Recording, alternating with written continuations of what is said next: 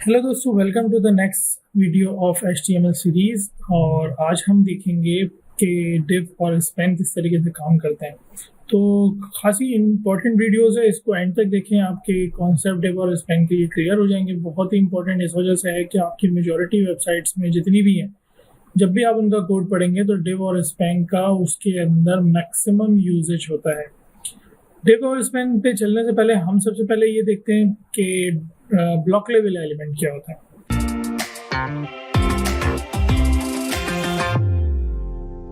तो block level elements क्या होते हैं? ब्लॉक लेवल एलिमेंट्स तो आपको पता ही है, हम पीछे पढ़ के आ रहे हैं। आपने अगर वो वीडियो नहीं देखी तो आप मेरी एलिमेंट की वीडियो देख सकते हैं, जिसके अंदर मैंने आपको बताया था एलिमेंट, कंटेंट, टैग, एट्रीब्यूट, ये सारी चीज़ें क्या होती हैं।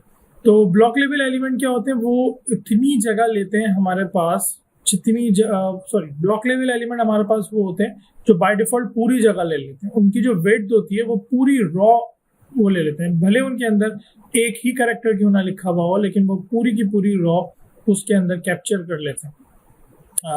हर ब्लॉक लेवल एलिमेंट जो होता है, अगर आप उसके बाद कोई नया ब्लॉक लेवल एलिमेंट लिखेंगे तो वो नए रॉ से शुरू होगा, पुराने वाले को वो जगह नहीं देता। तो इसकी एग्जाम्पल के लिए मैं आपको कोड एडिटर पे लेके चलता हूँ, जहाँ पे आप देख के ब्लॉक लेवल एलिमेंट को बहुत ज़्यादा अच्छे से समझ पाएंगे। तो चलें कोड एडिटर पे चलते हैं।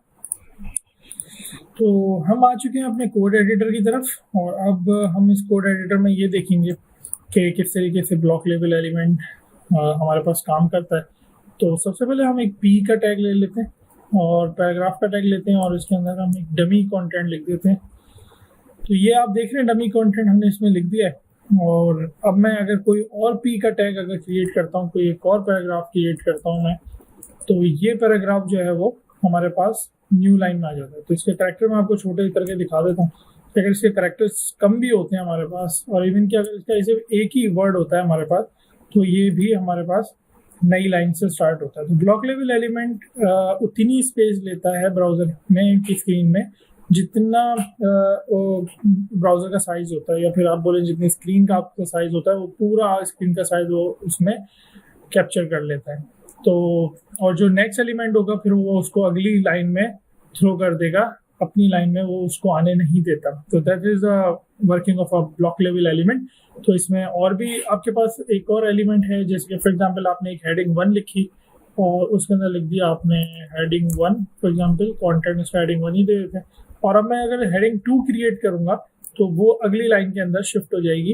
तो वो भी हमारे पास हेडिंग भी हमारे पास ब्लॉक लेवल एक एलिमेंट है। इसी तरीके से अगर आप यूएल क्रिएट करें और यूएल के अंदर आप एलआई क्रिएट करें, तो वो हम देख रहे हैं कि हर एलआई जो है वो एक नई लाइन में जा रहा है। अगर आप उसको उठा के यहाँ से अगर आप सोच रहे हैं कि मैं यहाँ लिख दूंगा तो लाइन में आएगा, तब भी वो ऐसा नहीं होगा। तो ये आपका लिस्ट आइटम नंबर 1 है, फॉर एग्जाम्पल आपने लिख दिया आइटम नंबर 1, और ये आपका आइटम 2 है। ये लिखिए तो कोड में एक ही लाइन में है, बट HTML में हमारे पास ये दोनों अलग अलग लाइन के अंदर जाएंगे, क्योंकि ये भी एक ब्लॉक लेवल एलिमेंट है। इसको मैं और अच्छा करके आपको दिखा सकूं तो मुझे इसमें स्टाइल का एट्रीब्यूट इस्तेमाल करना पड़ेगा, जो कि अभी आपकी लर्निंग का पार्ट नहीं है। तो वो मे भी पॉसिबल आपको नहीं समझ आए, लेकिन फिर भी आपको सिर्फ आप ये देखेंगे मैं क्या आपको दिखाना चाह रहा हूँ। यहाँ पे मैंने यहाँ पे इनलाइन CSS अप्लाई करी है थोड़ी सी, और मैं यहाँ पे बॉर्डर लिख देता हूँ। फॉर एग्जाम्पल बॉर्डर 1 पिक्सल का बॉर्डर मैं दे देता हूँ इसके अंदर, और सॉलिड एंड रेड कलर का। तो ये जैसे मैं इसके अंदर बॉर्डर आप क्रिएट करूंगा तो अब आपको नजर आ रहा है कि ये कितनी स्पेस ये कैप्चर कर रहा है। तो ये पूरा इसने स्पेस जो है हमारे पास स्क्रीन की वो कैप्चर कर ली है। तो इसीलिए हमारा जो नेक्स्ट एलिमेंट है वो नेक्स्ट लाइन में चला गया। इसी तरीके से अगर मैं यही आपके पास यहाँ भी लिख के दिखा दूँ आपको, तो हेडिंग पे आपको लिख के दिखाऊं तो देखिए हेडिंग तो छोटी सी हेडिंग मैंने लिखा है, लेकिन ये फिर भी इतनी पूरी स्पेस क्रिएट कर रहा है। तो ये हमारे पास ब्लॉक लेवल एलिमेंट कहलाते हैं हमारे पास, जो इतनी स्पेस लेते हैं जितनी उनकी रॉ की स्पेस होती है, वो पूरी अपनी रॉ की स्पेस को कैप्चर कर लेते हैं, और नेक्स्ट एलिमेंट जो होता है वो आपका नेक्स्ट लाइन में थ्रो कर देते हैं। वो अपने साथ किसी एलिमेंट को बर्दाश्त नहीं करते। तो that is the block level element. Block level element के बाद हम देखते हैं कि हमारे पास इनलाइन एलिमेंट क्या होते हैं। अच्छा, यहाँ में एक बात चलें फिर मैं आपको उसी के साथ बताता हूँ डिव हम आगे जाके देखते हैं थोड़ा सा। सो इनलाइन एलिमेंट क्या होते हैं? सो इनलाइन एलिमेंट्स वो एलिमेंट्स होते हैं जो उतनी ही स्पेस लेते हैं जितनी उनकी जगह रिक्वायर्ड होती है उनको, और उससे ज़्यादा वो जगह नहीं लेते, और उनके बाद जो एलिमेंट आ रहा होता है वो भी उन अपने साथ ही उसको जगह प्रोवाइड करवा देते हैं। तो हमने जो पीछे एंकर लिंक पढ़ा था, आपने एंकर लिंक भी आपने देखा कि वो भी हमारे पास जो है वो यहाँ पे आप देख रहे हैं कि ये वो भी हमारे पास एक इनलाइन एलिमेंट है, और वो उतनी ही जगह कैप्चर करेगा जितनी उसको रिक्वायर्ड होगी, और उसके साथ वाले एलिमेंट को वो अपने साथ में जगह प्रोवाइड कर देगा। तो ये काम किस तरीके से करता है, चलें इसको देखते हैं। तो मैंने यहाँ पे एक एंकर टैग ले लेना है, और मैं यहाँ पे एक एंकर टैग क्रिएट कर लेता हूँ, और इस एंकर टैग में मैं, अच्छा आपने अगर कोई href में अगर आपने प्रोवाइड नहीं करना तो आप यहाँ पे हैश प्रोवाइड कर सकते हैं, जिसका मतलब है कि आपने कोई लिंक नहीं दिया है। फॉर एग्जांपल मैंने यहाँ पे एक मैं लिख देता हूँ इसको, ये एंकर टैग ही नाम दे देते हैं। तो ये आप एक एंकर टैग आ गया, और अगर मैं अब इसके ऊपर स्टाइल की प्रॉपर्टी और बॉर्डर आपको लगा के दिखाऊं तो आपको अंदाजा हो जाएगा कि ये कितनी स्पेस ले रहा है हमारे पास, राइट। तो बॉर्डर 1 पिक्सल का और सॉलिड। ये अभी अगर आपको नहीं समझ आ रहा है स्टाइल एट्रीब्यूट तो आपको कोई मसला नहीं है, क्योंकि आपने CSS नहीं पढ़ी, तो इसलिए आपको अभी फिलहाल ये समझ नहीं आएगा, राइट। तो 1 पिक्सल का बॉर्डर आपने प्रोवाइड कर दिया इसमें, और यहाँ पे अगर आप देखें तो एंकर टैग जो है आपका वो उतनी ही जगह ले रहा है जितना उसका कंटेंट है, और वो पूरी जगह को कैप्चर नहीं कर रहा। तो इसी तरीके से अगर एंकर टैग के बाद आप चाहें तो एक और टैग भी आपको ट्राई कर सकते हैं, वो है हमारे पास img का टैग, इमेज का टैग। तो मैं इमेज का टैग लेता हूँ एंकर के बाद, और मैं यहाँ सोर्स इसको डिफाइन कर देता हूँ कि मेरी इमेजेस के फोल्डर में पड़ी हुई है। और फॉर एग्जाम्पल मैं यहाँ पे ये इमेज ले लेता हूँ, तो आप देख रहे हैं वो नेक्स्ट लाइन में इसलिए चली गई है क्योंकि उसका साइज बहुत बड़ा है। तो हम इसका साइज छोटा करके देखते हैं, वेट का एट्रीब्यूट अप्लाई करते हैं इस पर, और 100 पिक्सल इसके ऊपर अप्लाई करके देखते हैं। तो ये मेरी इमेज छोटी हो गई है, और आप देख रहे हैं कि वो एंकर टैग के बिल्कुल साथ ही आ रही है। और इस पर भी अगर हम स्टाइल का यही वाला एट्रीब्यूट अप्लाई करें तो हमें पता लग जाएगा कि इसने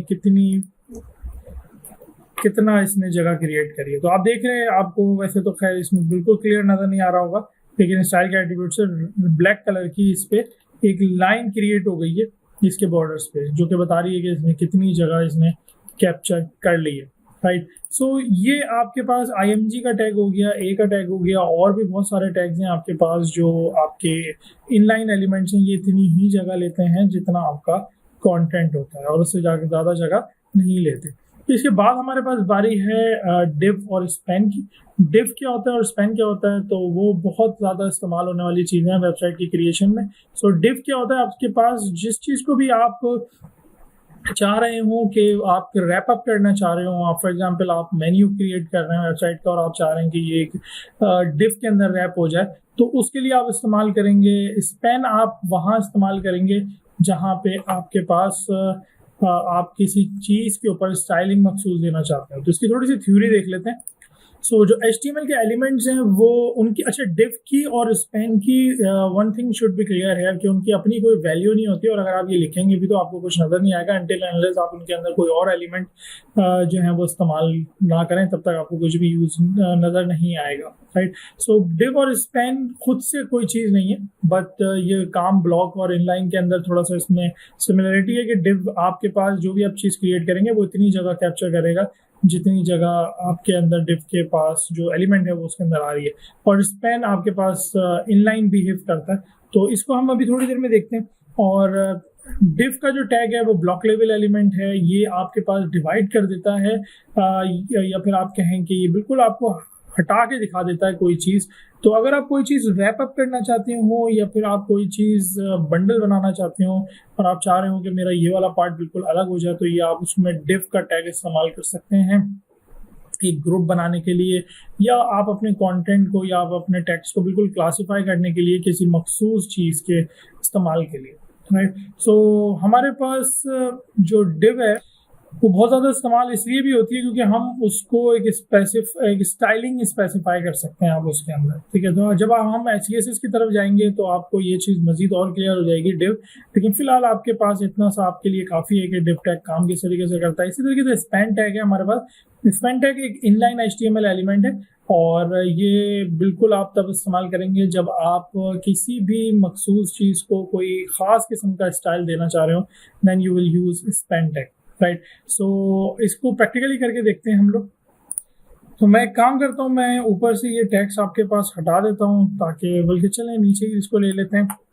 हम इसमें एक डिव में एक फॉर एग्जांपल एक टेक्स्ट क्रिएट करते हैं डिव में, और यहाँ हम कोई टेक्स्ट लिख देते हैं, फॉर एग्जांपल दिस टेस्टिंग लिख देते हैं, टेक्सटिंग 1 2 3। तो जैसे मैं ये लिखता हूँ, आप देख रहे हैं कि ये डिव में जो है वो टेक्स्ट हमारे पास आ गया, बट इसने जगह कितनी ली है, तो उसके लिए आपको स्टाइल का जो बॉर्डर मैंने ऊपर लिखा था वो मुझे यहाँ पे अप्लाई करके दिखाना पड़ेगा आपको, ताकि आपको बिल्कुल क्लियर नजर आ जाए कितनी जगह ले रहा है। तो देख रहे हैं आप ये स्क्रीन पे इसने पूरी जगह कैप्चर कर लिया हमारे पास। तो ये पूरी उतनी जगह ले रहा है हमारे पास जितनी इसकी स्क्रीन में अभी शो हो रही है, राइट। इसी तरीके से अगर मैं यही टेक्स्ट स्पेन में लिख दूं और टेस्टिंग 1 2 3 में यहाँ पे स्पेन में प्रोवाइड कर दूं, सो अब मैं यहाँ स्टाइल और बॉर्डर आपके पास लगा के दिखाऊं आपको कि कितनी जगह प्रोवाइड ले रहा है, कितनी जगह का कैप्चर कर रहा है। तो आप देख रहे हैं स्पेन इनलाइन बिहेव कर रहा है, और डिव जो है हमारे पास वो हमारे पास ब्लॉक लेवल एलिमेंट जैसा बिहेव कर रहा है। तो वो उतनी जगह कैप्चर करेगा जितनी जगह उसको रिक्वायर्ड होगी स्पेन को, और डिव उतनी जगह कैप्चर करेगा जितनी आपके स्क्रीन में स्पेस है, ठीक है। तो वो पूरी अपनी रो कैप्चर कर लेता है। और नेक्स्ट आप अगर डिव लिखें यहाँ पे अगेन टेस्टिंग वाला डिव में एक और बार यहाँ कॉपी कर दूँ, तो 1 2 4 कर देते हैं इसको। ये दूसरा डिव है, लेकिन आप देख रहे हैं कि ये नेक्स्ट लाइन में हमारे पास जा चुका है। और अगर स्पेन के साथ मैं ऐसा करूँ कि इसको मैं नेक्स्ट लाइन में शो करूँ, 1 2 4 इसको कर देते हैं थोड़ा सा चेंज, तो आप देख रहे हैं वो उसने बिल्कुल साथ में ही उसको अपने पास रख लिया है। तो स्पेन और डिव में हमारे पास ये फर्क है। बहुत इस्तेमाल होगा, काफ़ी ज़्यादा आपका वेबसाइट में यूजेज होगा। आई होप क्लियर हो गया होगा। वीडियो पसंद आई तो लाइक ज़रूर कीजिएगा, शेयर ज़रूर करें, मेरे चैनल को सब्सक्राइब कर लें। Thank you for watching, good bye.